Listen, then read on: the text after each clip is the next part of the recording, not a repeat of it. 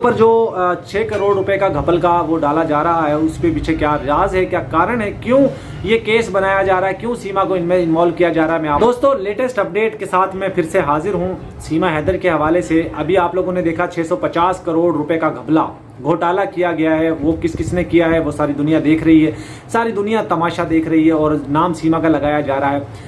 असल वजह क्या है, ये 600 करोड़ का घोटाला सीमा के ऊपर क्यों डालने की कोशिश की जा रही है, मैं आपको बताता हूँ। देखिए हिंदुस्तान के अंदर अभी हालात बहुत ख़राब है। बिहार हो, पटना हो और उसके बाद असम हो, उसके बाद दिल्ली हो, बॉम्बे हो। आज इंडिया और पाकिस्तान का मैच है, उसके हवाले से हिंदुस्तान में कई जगहों पे प्रोटेस्ट चल रहे हैं कि वहाँ के लोग कह रहे हैं कि पाकिस्तान के साथ मैच नहीं खेलना, क्योंकि अभी पीछे जो एक ऑपरेशन हुआ था, ऑपरेशन सिंदूर, उसके हवाले से जो वहाँ पे चीज़ें हो रही है वो आप लोगों के सामने। बहुत सारे विरोधी लोग भी ऐसे होते हैं ना। देखिए ये लोग वो हैं, इनकी सोच बहुत छोटी है, गेम को गेम की तरह नहीं देखना, इसको पर्सनली लेते हैं ये लोग। बहरहाल सीमा के ऊपर जो 6 करोड़ रुपए का घपल का वो डाला जा रहा है, उस पे पीछे क्या राज है, क्या कारण है, क्यों ये केस बनाया जा रहा है, क्यों सीमा को इनमें इन्वॉल्व किया जा रहा है, मैं आप लोगों को बता दूं। मैंने बहुत सारा सर्च किया इस पे, बहुत सारे चैनल्स मैंने देखे, बहुत सारे मैंने अखबारात देखे।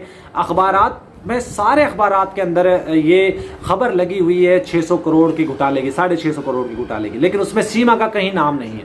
सिवाय 1 से 2 चैनल ऐसे हैं, छोटे छोटे यूट्यूबर्स चैनल हैं, जो सिर्फ सीमा को ये कह रहे हैं कि सीमा का इसमें 99.21% करोड़ रुपया सीमा इन्वॉल्व है, जबकि ऐसा कुछ भी नहीं है। ये सिर्फ और सिर्फ आप लोगों को पता है ना, तकरीबन 2.5 साल हो चुके हैं केस को लटकाते लटकाते लटकाते लटकाते, इतना लेट कर चुके हैं।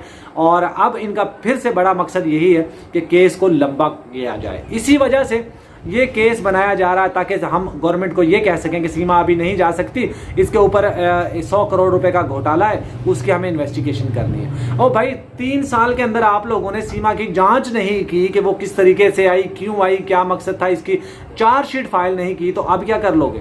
इसीलिए दोस्तों मैं आपको बता दूं 100% 110% कन्फर्म है कि एपी सिंह की ये चाल है। मेन स्ट्रीम मीडिया को कहा गया है कि भाई सीमा के नाम इसमें जोड़ दो, क्योंकि फिर केस थोड़ा सा और लंबा हो जाएगा।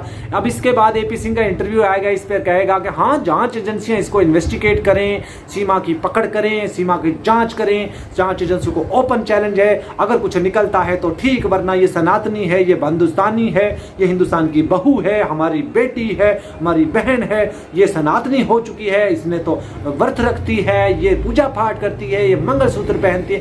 थू तेरी जिंदगी के ऊपर एपी सिंह, ये स्टेटमेंट आने वाला एपी सिंह का। और उसके बाद आप लोग देखिएगा कुछ चैनल्स आएंगे वाऊ वाऊ करते हुए, गोदी मीडिया वाले, और वो इस पे इन्वेस्टिगेट करेंगे। इनका बड़ा मकसद फेल हो चुका, बड़ा मकसद प्लान इनका एक्सपोज हो चुका, जो मैं आप लोगों को बता रहा हूँ। आप लोग जानते हैं कि मेरे पास हमेशा से सच्ची और पक्की खबरें आती हैं जो मैं आप तक पहुँचाता रहता हूँ।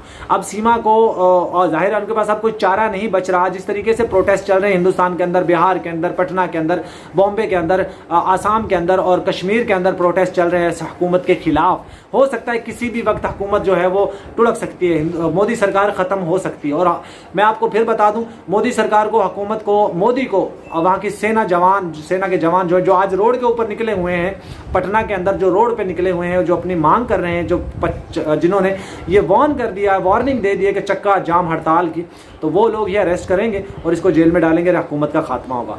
तब बहुत सारे लोग ये कह रहे हैं कि शायद अब हुकूमत जाएगी तो ये सीमा चली जाएगी, तब भी नहीं जाएगी, क्योंकि एपी सिंह ने ऑलरेडी इसके ऊपर इतने केसेस डाल चुका है कि उनके अगर एक साल भी उस केसों में लगाया जाए तो इसकी लाइफ तो यहीं पे गुजर जाएगी। अब ये जो 100 करोड़ का घपले का जो वो डाला जा रहा है सीमा के ऊपर, वो सिर्फ उसकी ही एक कड़ी है ताकि सीमा को मजीद और टाइम मिल सके वहां रहने में।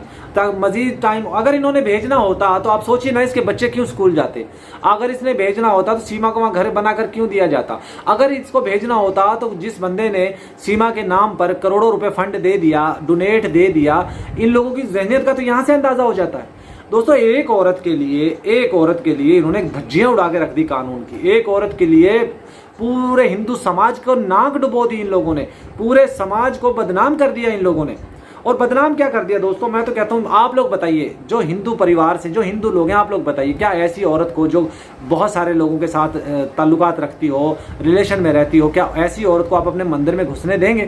क्या ऐसी औरत की अर्थियों को अपने गंगा के अंदर विसर्जन करने देंगे? क्या ऐसी औरतों का अंतिम संस्कार आप अपनी जगहों पे, जहां पे आप लोग अपने बूढ़े बड़े अपने बुजुर्गों का अंतिम संस्कार करते हैं, क्या वहां पे करने दोगे? हिंदू तुम लोग क्या कर रहे हो? क्यों सोए पड़े हो? सीमा हैदर के लिए क्यों नहीं आवाज उठा रहे हो? क्यों नहीं इस औरत को यहां से निकालने में, भगाने में, इसको जेल करवाने में आवाज उठा रहे हो? आखिर क्या वजह है? क्या वजह है मेरी? मुझे बताया जाए, हमें भी बता दिया। अगर सरकार ने इसको रखना है तो ओपनली कह देना, मीडिया पर आकर कह दे कि हाँ हम इसको रखेंगे।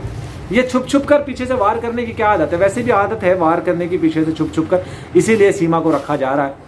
और आने वाले चंद दिनों में और भी खुलासे होंगे। वीडियो को दोस्तों यहाँ पे एंड करता हूँ। Good bye.